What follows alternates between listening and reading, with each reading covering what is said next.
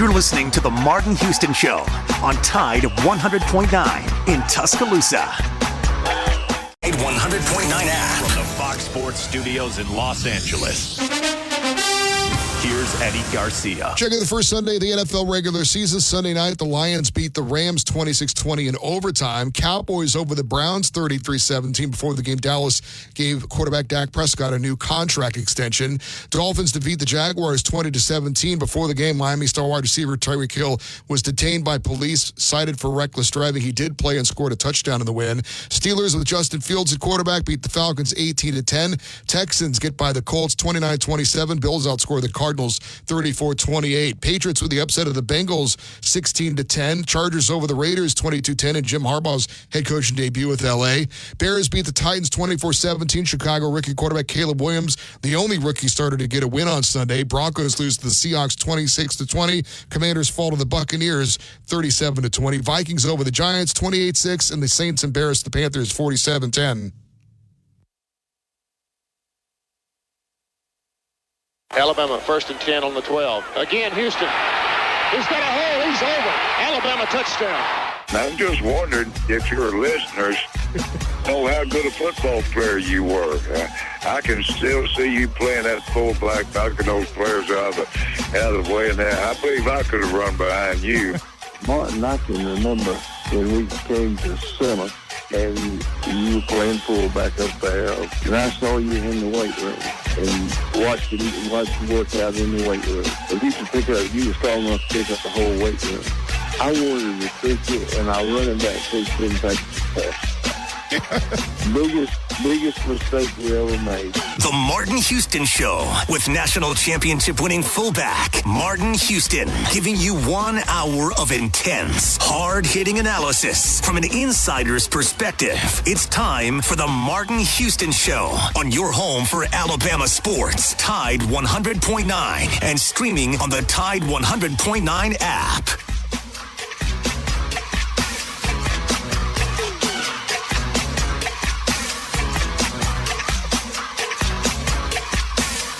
Welcome into this Monday edition of the Martin Houston Show. I am Xavier Houston, and we do have Martin with us today, as always. As we get ready to kick off this Monday, we will be doing a weekend recap. Alabama's big, ugly win over South Florida this weekend. We'll also be looking at the good, the bad, the ugly. We have Kennington Smith III joining us in the second quarter. As always, give us your opinions. Give us your thoughts on the game this weekend. Give us your good, bad, the ugly. And man, but you can join us on the Empowerment Solutions hotline at 205-342-9904. And let us know how you feel about Alabama's performance. Kick it over to you, Mark. Good morning. Welcome into the Martin Houston Show with Martin and Xavier, powered by Box Eye Care. We're live, local, and got things rolling. And as Zach said, you're always welcome to join us on the Empowerment Strategies and Solutions hotline. Empowerment Strategies and Solutions, we speak, we train, and we coach. We'd like to speak to you this morning, 205-342-9904. Or for those of you who join on the live stream, we encourage you to put your reactions in the comments. And once again, the phone lines, the topics that we're going to hit today is the good to bad. Can't say the mistake, got to say the ugly this week. We'll talk Wisconsin, Camp Randall, around the SEC/the nation. Some movements in the AP Top 25 poll, or as I renamed it yesterday, the AP SEC Top 25 poll. As the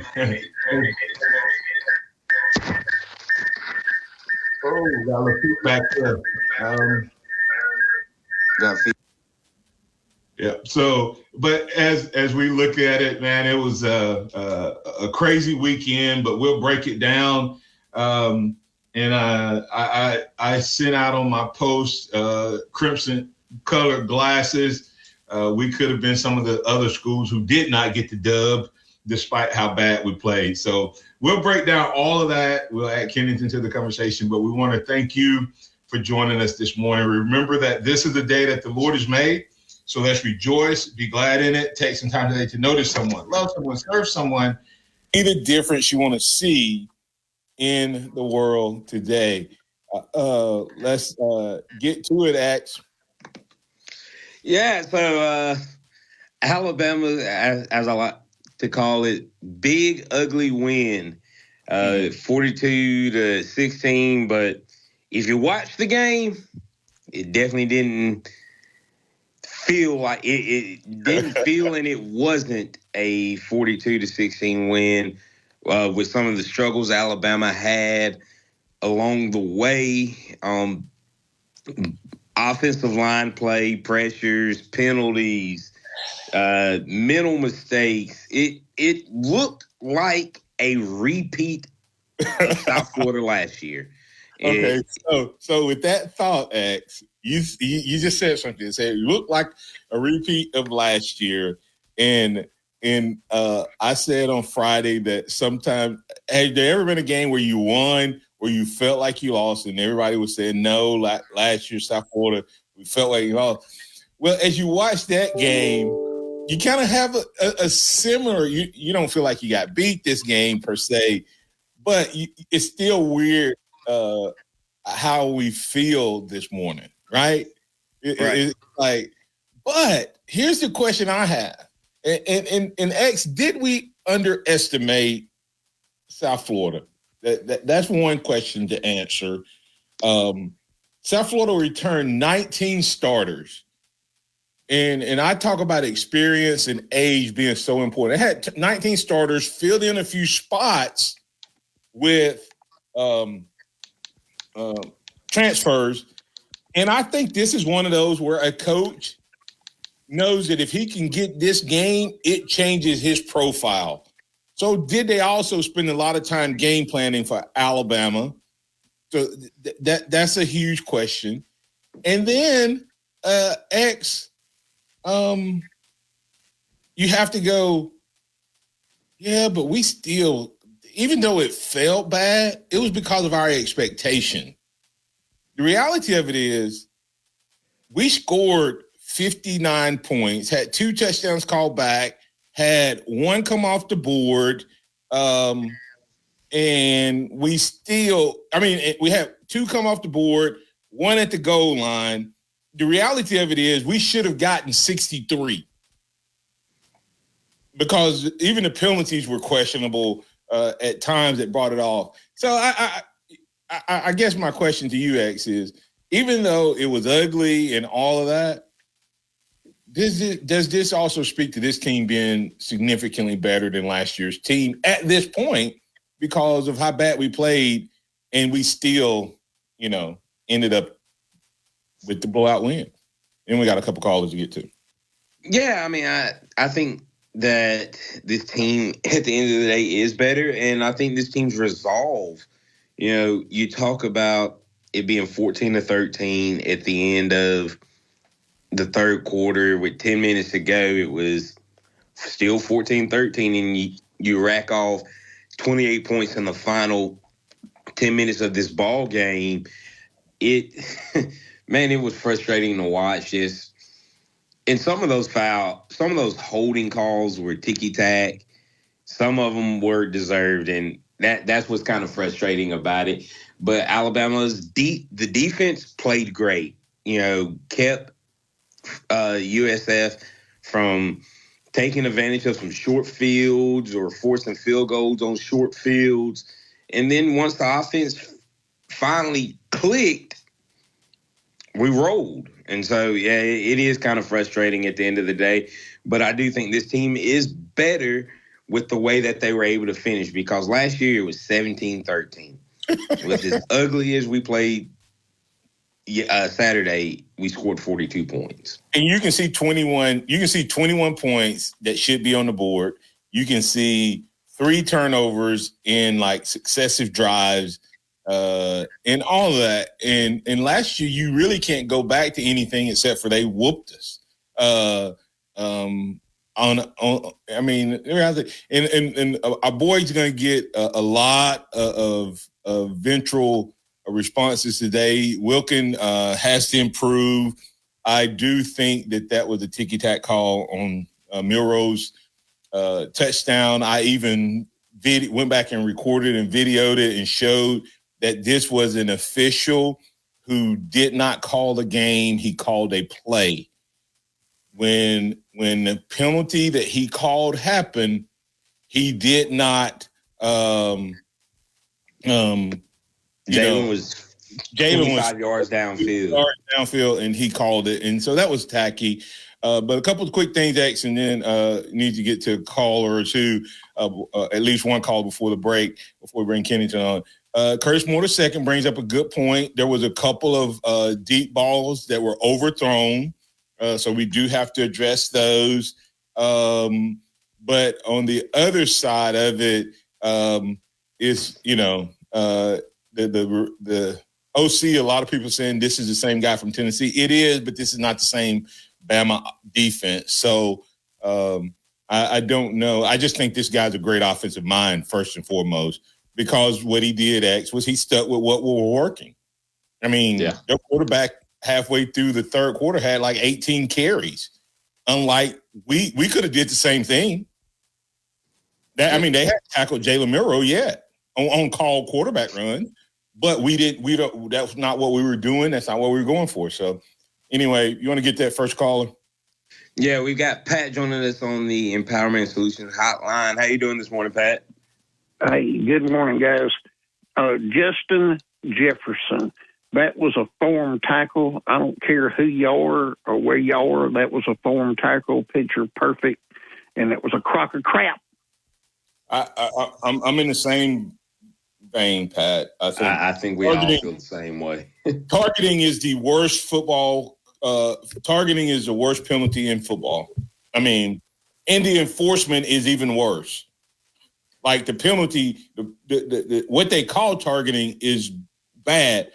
The enforcement is even worse. That kid made a tackle that he had. I mean, and now he has to miss the first half of the next game, which is the stupidest thing. He did not launch himself. I looked at the slow motion on the video. He never launched. He could have took that kid's head off. But Pat, the only reason they called it was the crown of the head as he was hitting him. The top part of his face, it looked like he was going to hit him with the very top of his head. But right at the last minute, he raised his face mask up. But the top part of his face mask, anything in that top part of the face mask, Pat, is considered the crown of the head. I don't know if you know that. It's not just the top of the head. That's what the penalty was called on. Nothing else. Yeah, I disagree with it. You can't be taught to tackle any better than what that tackle was. Other than just get out of the way and flag him by, darn. But it's about the NFL too. Yes, sir, Martin. Go ahead. I saw one that was even worse than that when Auburn was playing against California. Oh yeah, that's a good point. Oh my goodness, Pat! This guy literally squatted, gave him a shoulder. He turned it. The defensive back literally turned his entire head and hit the guy with his shoulder, and stopped. He didn't try to run through him. He just hit him with his shoulder. But because the receiver wasn't completely upright when he was making the play, he was coming down. It made his shoulder literally come down into. It made the Auburn player's face mask and head come down into the DB's shoulder. The DB didn't move. Yeah. He didn't run. He didn't launch. It was worse than the Alabama one. Yeah. Does anybody know to what extent our punt returner's arm is hurt? Is it broke? I don't. I haven't heard, but I haven't seen anything. It was either broke or dislocated elbow. I'm not sure which one. That's what I think. Okay. I don't. That's smart to make an assessment. Thanks. Yeah, hey, Pat. Right. Go ahead, Martin. You didn't get your yards right, but you may have had your targets right, man. We appreciate you on Ron Williams. All right, man. Hey, Ryan Williams was hailed every play, Martin Houston. He would have made what I said. hey, Pat, I hate I don't hate to agree with you. I will say this, Pat, as we get to break. Had Jalen had a little bit more time, he would have did what you said, because we missed him on a couple of deep balls, and I think it was all because Milroe's timing was thrown off because of the pass rush. Oh, yeah. And like I said, hey, but the biggest thing was he was being held. We'll talk about it more later on this week, Pat. Yeah, all right. Yeah. Have a blessed one, Martin Houston. Bye. Appreciate you. Bam Bam 72 is our winner from last week. He had a 45-10 score. So kudos to him. That's Bam Bam 72. He goes into the pot. As we get the break here, I want to remind you to go check out Box Eye Care. Box Eye Care 205-342-0660. BoxEyeCare.com. They have that new in-house lab at their new location, 5003 Oscar Baxter Drive. They will take care of you the same way they always have and provide you a greater level of service. In most cases, you'll be in and out with a new look, new style in under an hour because of that new in-house lab. Go check them out. Call Daniel Box and his team at 205-342-0660 or get more information at BoxEyeCare.com. Tide 100.9 traffic. Tuscaloosa traffic now from the Townsend Nissan Traffic Center. Well, a very good Monday morning to you. As we head on back to work, I'm looking at some slows we have right now on Joe Malisham Parkway. Now, this is in the northbound lanes right at Black Warrior River. It looks like we're dealing with a fender bender. Traffic's already tight. Otherwise, you're looking good. Buy for dessert. Let's slide over to Checkers for the $5 to $5 deal. Checkers with 2 locations, 15th Street in Tuscaloosa and McFarland Boulevard, Northport. Checkers open late nights. Tide 100.9 Tuscaloosa weather. A big warm up today with a sunny sky, the high 88. Clear tonight, the low 64. Tomorrow sunny with a high at 89. Wednesday increasingly cloudy, rain moving in by Wednesday night, the high Wednesday at 84. I'm James Spann on the ABC 3340 Weather Center on Tide 100.9. Welcome back to the Martin Houston Show, the sound of Bama sports. Your show, your team, on your home for Alabama sports. Tide 100.9 and streaming on the Tide 100.9 app.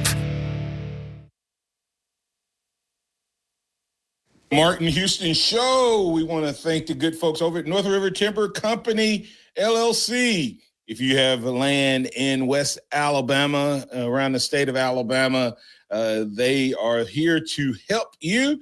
Whether you're looking for timber harvesting, appraisals, or land management, Courtney White and Chase Pearson can help you.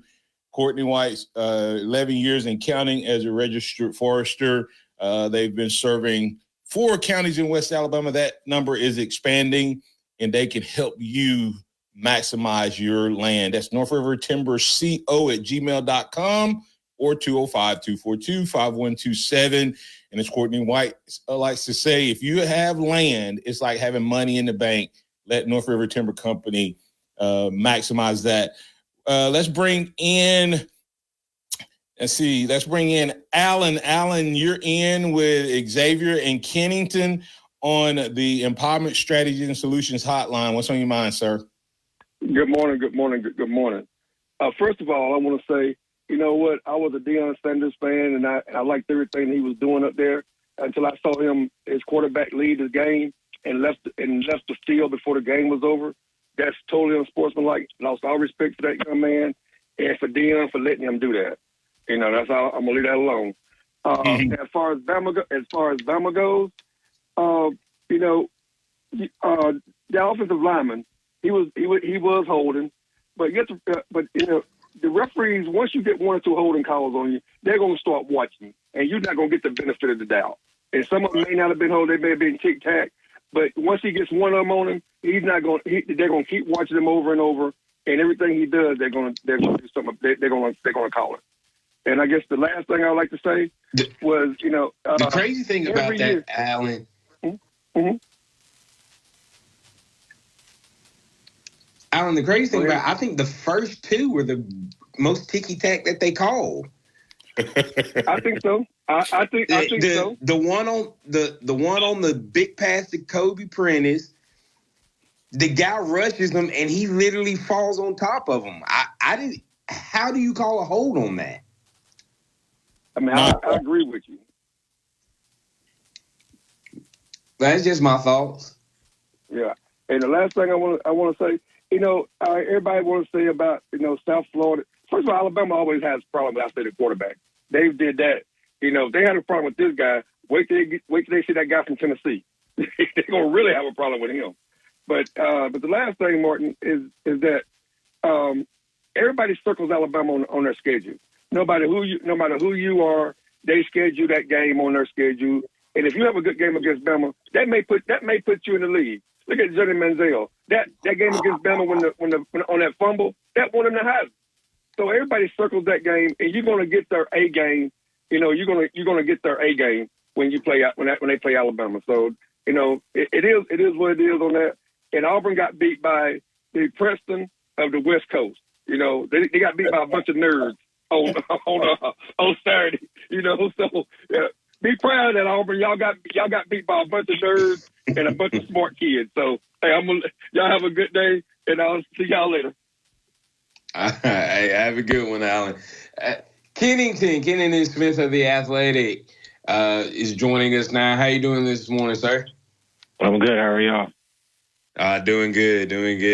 Kennington, real quick, before we get some more callers, what were your thoughts on Saturday, the way Alabama performed, the start, the finish, the whole nine?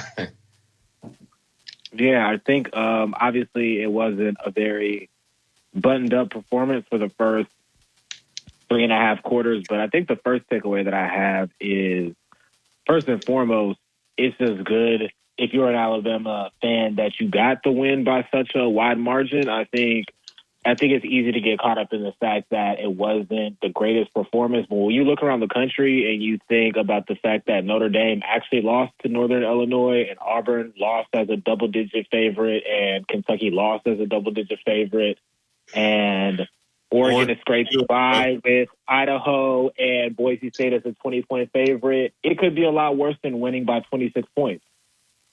So it was, honestly, it wasn't the greatest, but you won by almost 30. So winning is always going to be better than losing. I think everything was pretty much kind of started and ended with the offensive line. I think, obviously it was a tough day for Wilkin Formby. Wouldn't sell my Wilkin Formby stock. It was a tough day, but Alabama's going to need him the rest of the way this season. They're going to need him going into the future, so it's going to be really key for, I think, the program to kind of put their arms around him and keep him uplifted because they have another big game this weekend. But I promise you, Wilkin Formby did not play worse than Caden Proctor did last year. Right, exactly. It's like this isn't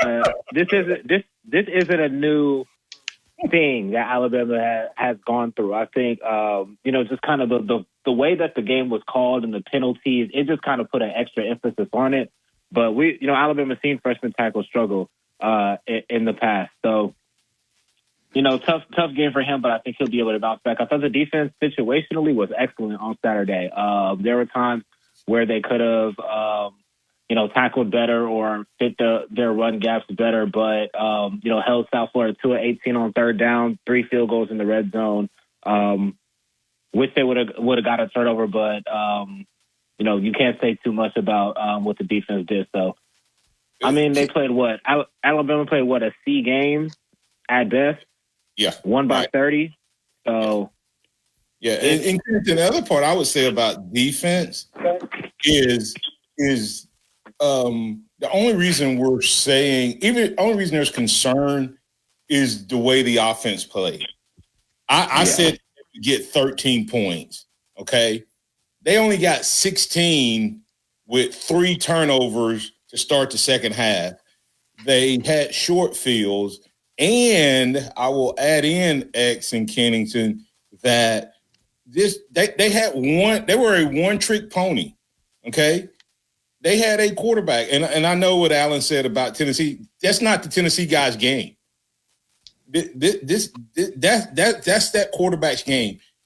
And I'm gonna tell you, nobody's talking about this, X, and I'll toss it back to you, and then you can take it from there. Nobody's talking about it. Do you understand that they were running 3 plays, almost 4 plays a minute? You guys don't know this. I know it seemed fast at the game. You know what they were averaging running their plays at the beginning of the game and throughout? Every 15.5 real seconds. Let that sink in for a second. They were running a play, not every 15 seconds on the play clock, every 15.5 seconds of real time, they were snapping, and Alabama was not, this is what gets me hyped. They were not out of position in terms of alignment, I don't think at all. That's wow. Yeah, that's impressive. I didn't realize how. I knew they were moving fast, but I didn't realize they were moving that fast. That's quick turnaround, and the fact that our defense held up through that, it says a lot about the conditioning and the coaching of this team. The conditioning, the coaching, and the execution at the end of the day to be able to get back on top of things that fast, especially when you know Alabama has a lot of calls and adjustments that they like to make. And I'll throw this out in Kennington, and I'll get your thoughts real quick. Do you know what one of the things he does? This is an old Gus Malzahn high school thing. They went deep, and then they come back and go deep again, but they substitute the wide receiver. Yeah, that was the sequence with Xavier Brown where they went at him 2 times in a row. That is probably my other takeaway. Is sometimes it's better to be lucky than good, because if Byron Brown had any type of accuracy, Bama probably would have lost by a couple of scores. Honestly, there were about 30 points they left on the field in wide open passes. So I think that Bama secondary did show a little bit of vulnerability in that regard, but they weren't. South Carolina wasn't able to make them pay, so you get the win and you move on. Yeah, and I think that changes things too if they score. And I think I think they had 4 deep balls. I don't know necessarily. I think a couple of them were on the same drives though, Kennington, if that makes sense. Yeah, right. But the other they went team, after Red Morgan twice in a row too. Yep, they went at Red twice. They went at Xavier twice, and they went at Jackson. But it's brilliant. You have to be able to execute that, though. You see what I'm saying? Like, you have to be able to execute for that to work. And this guy, Golish, let's give him his props, man. The guy can flat out coach offense, and their defense wasn't bad. So, Old Tennessee OC. Yeah. So, all right, X, let's get the break here. And when we come back, X, let's get straight to these callers that's been patiently waiting. We'll get them in with you in Kennington, and I'll let you guys run it from there. As we get the break here, Dixie Battery Supply, go check them out. They buy junk batteries. Find the commercial batteries you're after. Go to DixieBatterySupply.com. You can check out the different brands there. Click battery brands, products, accessories across the headline there. But most of all, remember, you can power up any device and never feel powerless again. When you visit Dixie Battery Supply, you can count on finding every kind of battery you need, including a reconditioned battery starting at $39.99 plus tax with exchange. Try getting rid of those old batteries. No more juice left. Then you need to check out Dixie Battery Supply, 205-758-9190. That's DixieBatterySupply.com.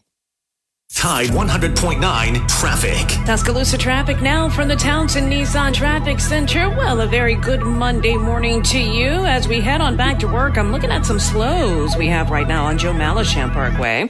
Now, this is in the northbound lanes right at Black Warrior River. It looks like we're dealing with a fender bender. Traffic's already tight. Otherwise, you're looking good. At 3537 Skyland Boulevard East or online at bmwoftuscaloosa.com. BMW of Tuscaloosa. Take your dreams for a drive.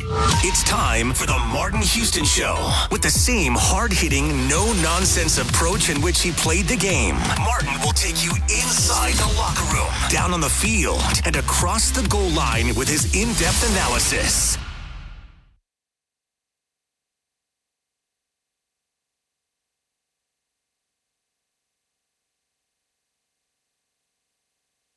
Xavier, we want to thank you for getting up and at 'em with us on this beautiful morning. I want to thank the fine folks over at the Pharmacy at Midtown. The Pharmacy at Midtown, they take care of us on our Free-for-All Friday. Go check them out at PharmacyMidtown.com. That's TJ and his team. More than your regular pharmacy. Go check them out. We'll tell you more about them. That's the Pharmacy at Midtown. X, take it away. All right, as we get ready to kick off this second half, we're going to go ahead and hop to the phone.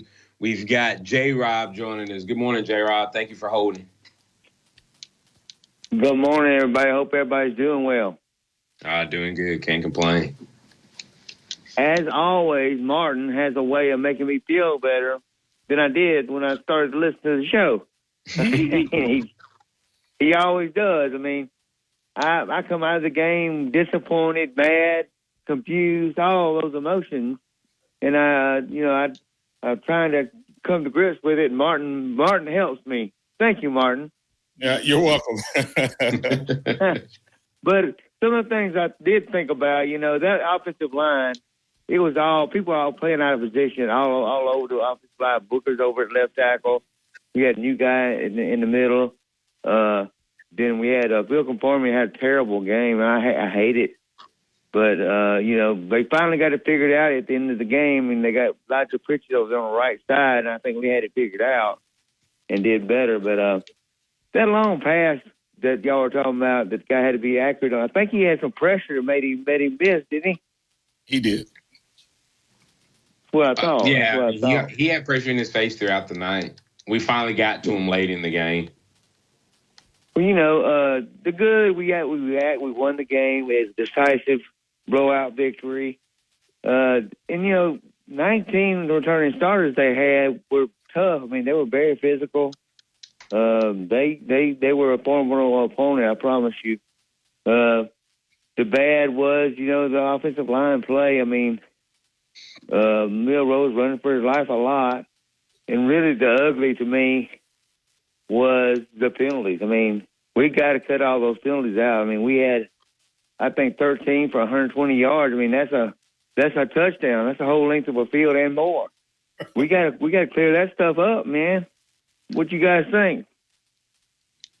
Kennington? Yeah, I would agree with those. I think we're talking about penalties in the offensive line. I think you made a good point about while Wilkin-Formby didn't have the best game, it was, everybody on the offensive line struggled a bit to some degree. Tyler Booker had, 3 penalties, 2 or 3. Gina Vandermark, I think, had the most on the offensive line. He had 4.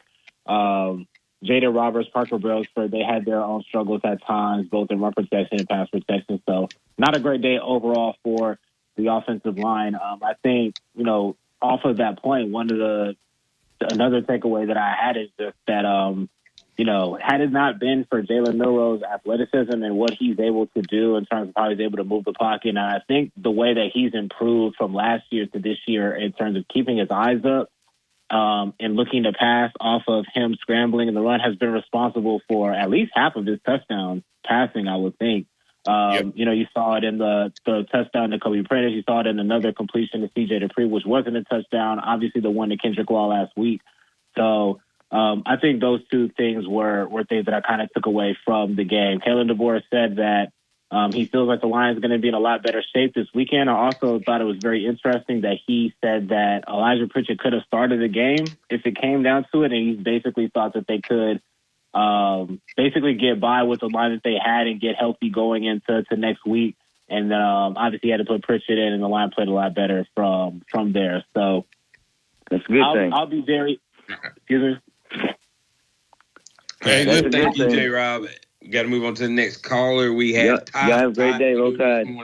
Roll Tide, J-Rob. Hey, real quick on that, I think that this was a coaching decision that resulted in, it was almost an experiment. I mean, I hate to think of it that way, but I was like, are they trying to see if Proctor isn't back, do they trust Pritchett against Georgia?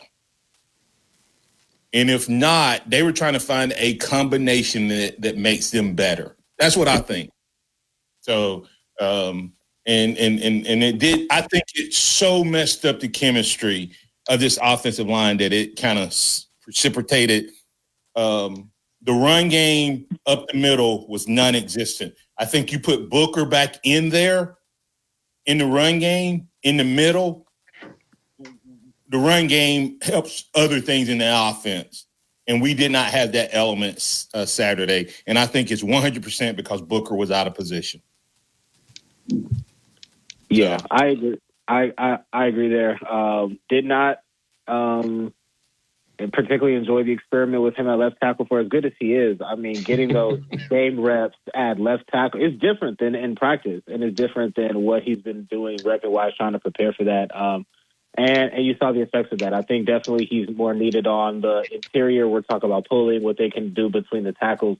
And then I think if it's a matter of trust, even in the limited snaps, I feel like Elijah Pritchett earned a great amount of trust on Saturday. So it'll be interesting to see how they play it against Wisconsin.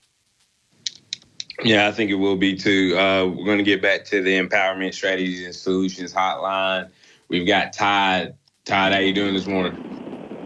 Hey, good morning, X. Thank you for taking my call, man.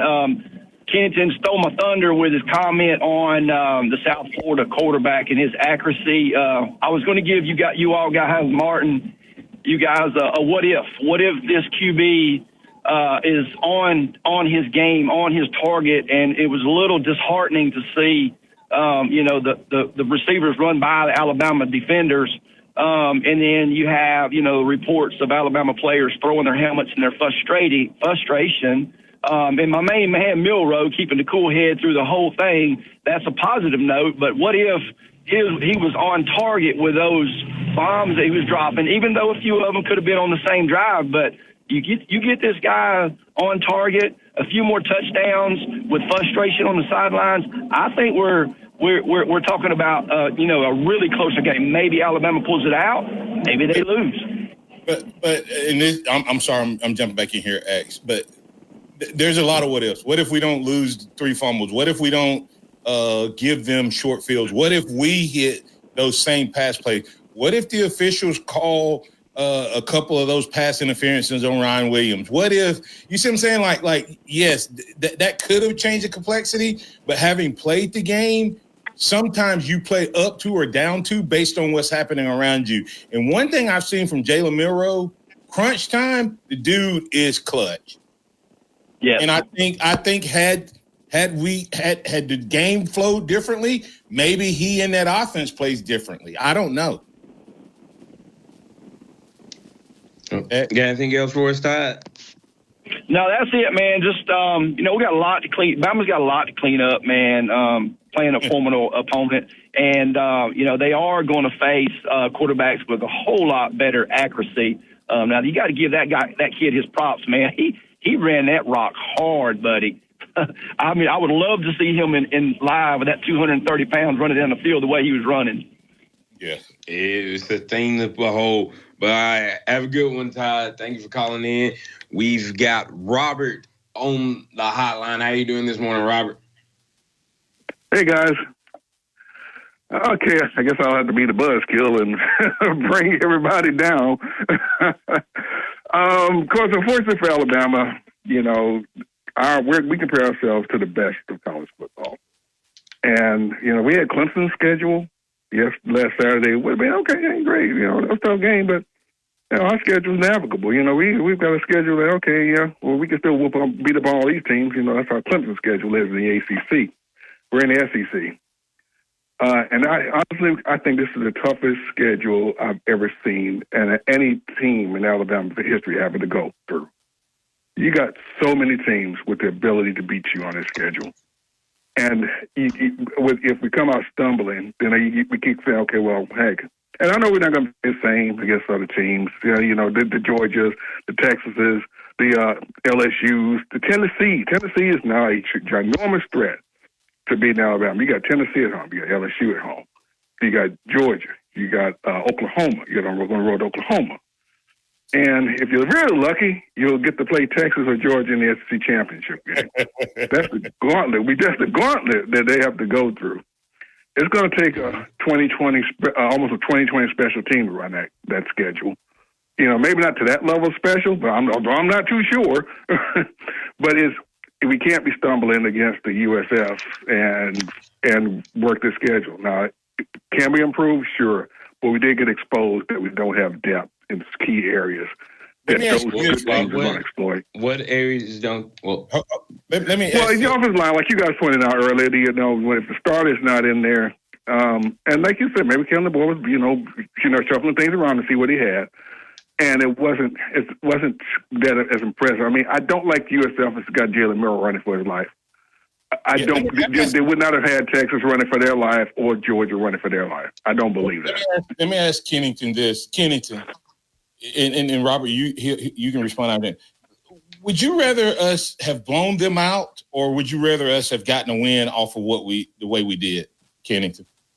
I think we learned more the way the game was played on Saturday than if it was just a blowout type of win. I think because if you compare what we were saying at the end of week 1 compared to the end of week 2, at Alabama just kind of blown them out with no type of adversity. We will be probably thinking that this offensive line is probably a lot more further along than it is, and the depth is a lot better, and the situation is a lot more buttoned up than it is. I think while there were some setbacks and some things kind of did rear their ugly head, it's better to understand and know those things before you go into an environment like Wisconsin, before you kind of go to the bye week and before you play Georgia. So while it wasn't the most desired results, I do think that they probably learned a little bit more in a situation like that versus if everything goes according to plan. Yep. You're not going to get an argument out of me from that. I think that's exactly what needed to happen to a certain degree. Do I wish it was better overall? Of course. But you know where your weaknesses are. You know where your strengths are. And now you got to figure out how to put it all together and come out on top. And the reality of it is, if we fumble 3 times, we're going to lose to any SEC opponent, even if you take away all the penalties. Let's just, you see what I'm saying? Like if we, Robert, and we'll let you go after you respond. But Robert, if we fumble 3 times against any of those teams you name, do you think we win any of those games, no matter how good we play? Oh no, the fumbles, of course, were out of the norm. We did. I know that. It's the Milroe running for his life. I don't want to see Milroe running for his life against USF because if he is, there are far better teams that's going to murder him, not just run for his life. He's going to be on the ground. And we have to get the break. Robert, thank you so much. Great, you bring up a great point. As we go to break, Kennington, I want you to respond to this coming out of the break. The Florida USF defense, that's what they're built for. My biggest disappointment is that offensively, our play calling didn't change enough to help that. They're sending more than we can block most of the time. Okay, when we rolled the pocket, Milroe was efficient. When we threw quick passes, Milroe was efficient. We didn't run the screen but once. We didn't move the pocket a lot. Is there something that we could have done differently to make them get out of that? That was my disappointment. We did not make them change their game plan, Kennington. We'll respond to that, and I'll let you and X respond to that on the other side. Thank you for being part of the program as we get to break here. Hey, go check out the Legacy Collection at athletesthread.com/collections/Martin-Houston. Get your game gear. You need to order it today if you're going to have that Legacy gear by the Alabama versus Georgia game. If you're watching online, just scan the QR code. We'll be back on the other side to put your finishing touch on this edition of the Martin Houston Show, powered by Box Eye Care, with Martin and Xavier and Kenneth Smith jumping in today. Coming up on The Game with Ryan Fowler. Coming up on Monday afternoon, starting at 2 p.m., we're going to recap the Alabama-South Florida game with all the Kalen DeBoer audio clips. We'll talk to Drew DeArmond. We'll talk to Barrett Sallee. We'll talk to Martin Houston right here on The Game. T-Town Tide 100.9, 1230 WTBC, your home of Alabama Crimson Tide Sports. The longest running sports program in Tuscaloosa. The Game with Ryan Fowler. Weekdays from 2 to 6 p.m. on Tide 100.9 and streaming on the Tide 100.9 app. Here's what's trending on the Tuscaloosa thread. From the Town Square Media Tuscaloosa newsroom, these are your Monday morning headlines. Potential Tropical Cyclone 6 is expected to become Hurricane Francine when it makes landfall near Morgan City, Louisiana late Wednesday. West Alabama could see up to 3 inches of rain, isolated tornadoes, and 30-mile-an-hour wind gusts later this week as a result. Saban Field was officially dedicated at Bryant-Denny Stadium Saturday. The Tide also defeated USF 42-16 and we have exceptional pieces to mark your special occasion. Visit Hudson Pool Fine Jewelers, downtown Tuscaloosa, or at hudsonpool.com. Tide 100.9 traffic. Tuscaloosa traffic now from the Townsend Nissan Traffic Center. It is your Monday morning commute, and we're getting off to a nice and quiet start. Fairly quiet, that is. Now, if you're traveling at some of the intersections, those are the norm. You've got McFarland at Skyland Boulevard. A little heavy for you, but that's just stoplight delays. And then we're also looking up at McFarland at Lurleen Wallace, which is pretty much wide open for you this morning. Now, I do see a bit of a delay on 43 here as you travel in that northeast direction right around Clinton Drive with your Tuscaloosa traffic now. Tammy Thomas. The sound of Bama sports. Your show, your team. The Martin Houston Show on your home for Alabama sports. Tide 100.9 and streaming on the Tide 100.9 app.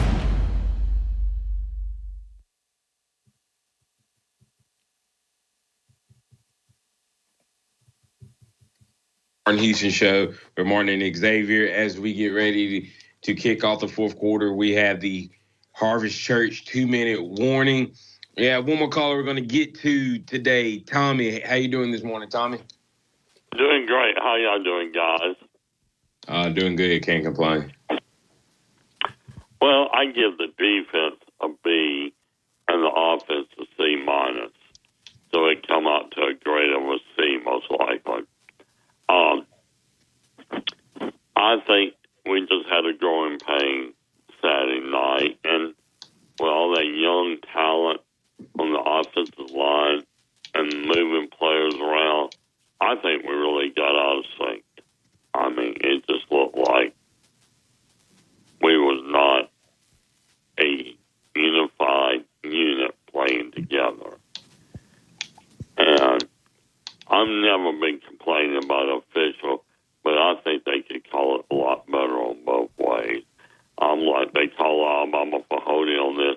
I saw some of that thing on South Florida. I mean, I'm like, how can he miss that? This guy is hooking a nose tackle right in. And they didn't call it. I'm like, come on, people, you called it on the other side. It just seemed like it's so obvious. And I know the old cliche saying that you can call holding on every play, but good grief. I know it was like 130 yards on Alabama. I mean, it was a phenomenal number, but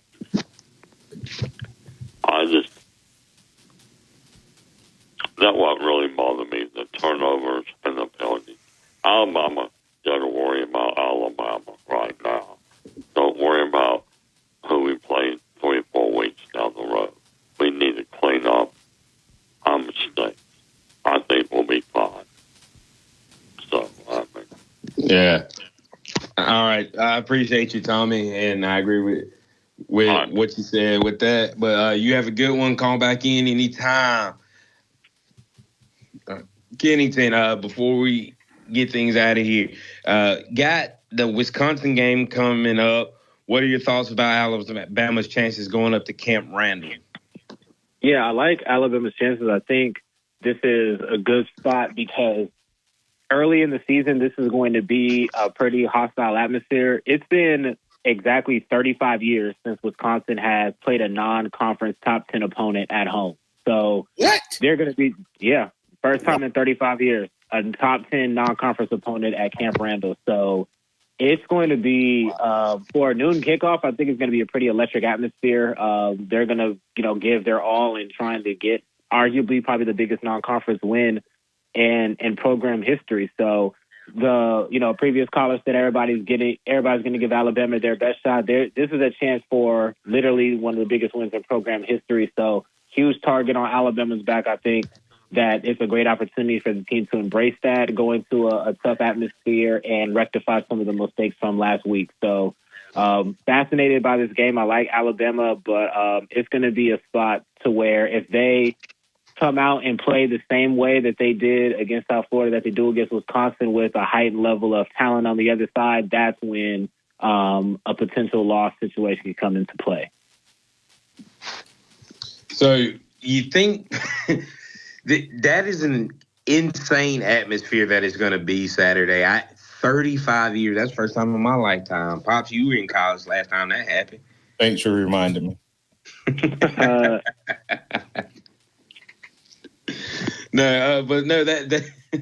That's one of those, 35 years top 10 non-conference opponent, man. Don't they do like a whiteout type thing as well? Is that something that we might see going up there? Yeah, possibly. I mean, I think they're going to pull out, whatever stops that they can, try to just create that type of atmosphere. For a program like Wisconsin, they haven't had the best start to the season, but the fact that they're 2-0, it does kind of create a little bit of optimism. And then especially if you're a Wisconsin fan, you saw the way Alabama played last week. Now you feel like you really have a chance to make some headway in that game. So it's just going to be really key for Alabama to go out there and execute well, procedurally look right, and have a good start. To Lauren's point earlier about Jalen Miller on how composed he is, he's going to need that level of composure and then some to lead that team, because, again, we just don't know what the offensive line is going to look like. And there's going to be some young guys out there that are going to need to step up and play really well. You got to score for us. I'll probably go 31-17 type. It feels about that.